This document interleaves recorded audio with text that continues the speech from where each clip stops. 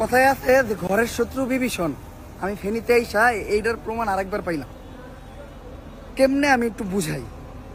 আমরা এই ফেনীতে বন্যাতদের পাশে দাঁড়ানোর জন্য, ত্রাণ দেওয়ার জন্য বাংলাদেশের বিভিন্ন জায়গার থেকে নিজের অর্থায়নে বা ফান্ড কালেক্ট কইরা কষ্ট কইরা নিজেদের সব কাজ কাম বাদ রেখা, ইনকাম বন্ধ রেখা ফেনীতে এসে মানুষের পাশে দাঁড়াইতেছি। এই টাইমে ফেনীর মানুষ কি করতেছে জানেন? ফেনীতে একটা মোমবাতি 50 টাকা দাম, 5 টাকার মোমবাতি, 10 টাকার মোমবাতির দাম 60, 70, 80, 90, 100 পর্যন্ত। রিক্সা ভাড়া কত জানেন? 40 টাকার রিক্সা ভাড়া 120 টাকা, 130 টাকা, 150 টাকা। 20 টাকার রিক্সা ভাড়া 100 টাকা। কালকে আমি এটার ভুক্তভোগী। তারপর সিএনজি ভাড়া 40 টাকার সিএনজি ভাড়া যে জায়গায়, ওই জায়গায় 200 টাকা লাগতেছে। প্রত্যেকটা জিনিসের দাম বেশি, চাউলের দাম বেশি, মানে আপনি কি কিনবেন, গ্যাস লাইট ম্যাচ সব কিছুর দাম বেশি। সবচেয়ে মজার বিষয় কি জানেন? ডারবির প্যাকেট 60 টাকা করে বিড়ি, যে বিড়ি আমি খাই না, আমি আমার সাইটে মানে বিক্রি হইতেছে, হ্যাঁ, ওই বিড়ি ডারবির প্যাকেট আমি শুনছি 60 টাকা করে, মানে নগদ বিক্রি হয়।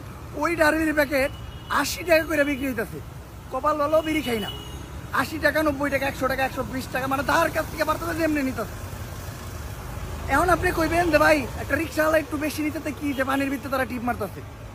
ভাই আমি আজকে দেখছি কি জানেন, একজন ভিক্ষুক ভিক্ষা করে যে টাকাটা পাইছে, ওই টাকাটা ফান্ডে কালেক্ট করতেছে, যারা ত্রাণ দিতেছে তা করে দিয়ে দিতেছে যে ভাই আপনারা নেন, আমাকে ফ্যামিলি হাতে করে বাঁচতাম। আর একটা ফেনীর একটা রিক্সাওয়ালা কেন তাইলে উনি বেশি নিব? বেশি নিলে 10 টাকা নিব, 20 টাকা নিব। পানি তাই কেন বেশি নিব? কেন পানি ভেঙে দেশ দেশ দূরান্ত থেকে আসে নাই মানুষ, আসছে তো।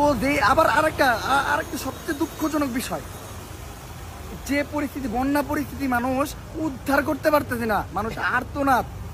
আপনারা যদি কেউ ত্রাণ নিয়ে ভিতরে ঢুকেন, মানুষের আর্তনাদ দেখলে আপনারা নিজের চোখের পানি ধরে রাখতে পারবেন না।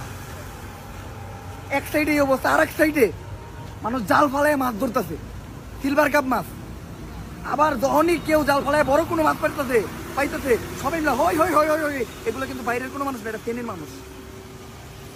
আর একটা কথা কই, সবচেয়ে দুঃখের বিষয় যেটা, এই সিচুয়েশনও ফেনীর, এই সিচুয়েশনও ফেনীতে ডাকাতি হইতেছে। কালকে ডাকাত ঢুকছে, কালকে এই জায়গায় মাইকিং করে ডাকাত দৌড়াইছে রাত্রে মানুষ। এই সিচুয়েশনে কিভাবে ডাকাতি হয়? আর এই যে তারা 5 টাকার মন 50 টাকা রাখতেছে না, আপনারা 50 টাকা কামাইতেছেন না ভাই। ইন ফিউচারে আপনাকে 50 লাখ টাকা দিয়ে আপনারা ট্রিটমেন্ট করতে পারবেন না, এমন রোগ হইব। আমরা ঢাকার থেকে তারা আসছি, টানা 2 দিন ঘুমাই নাই, কালকে একটু ঘুমাইছি। চিল্লাইতে গলা ভেঙে গেছে। একজন জ্বরে পড়ে রয়েছে। আমাদের টিমমেটরা যারা আসছে, কিছু মানুষ অসুস্থ হয়ে ঢাকা চলে যেতেছে, এমন অসুস্থ। আর এইসব সিচুয়েশন আমাদের এগুলো ফেস করতে হবে।